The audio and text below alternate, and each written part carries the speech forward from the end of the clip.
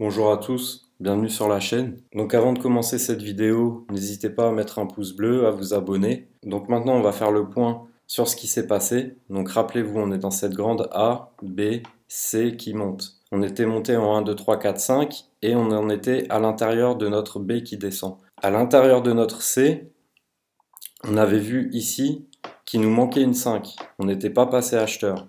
Et on avait essayé de déterminer une bonne zone pour rentrer et on avait mesuré ensemble plusieurs objectifs et je vous avais proposé une zone d'achat entre 3450 et 3430 qui correspondait à une C, cette C verte qui faisait 100% de la A. Donc on va regarder ce qui s'est passé, je vais enlever un petit peu tout ça pour qu'on puisse voir.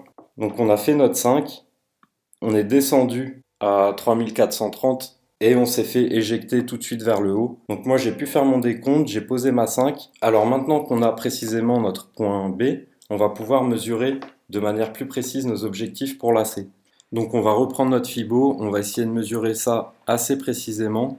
Alors pour la C, je vous rappelle qu'on doit monter en 1, 2, 3, 4, 5. Donc le premier objectif pour la C, c'est 61,8 à 4127 $. Le deuxième objectif, c'est à 100%, à 4561. Le troisième objectif, c'est les 123%, à 4800. Et le dernier objectif, c'est à 5200, au 161,8. Donc ça, c'est les objectifs théoriques. Moi, je pense pas qu'on va faire une C très puissante, mais il faut pas non plus s'empêcher de pouvoir gagner. Je vous avais parlé des 85,4% de cette A-là qui doivent pas être retracés par la B pour ne pas invalider le zigzag.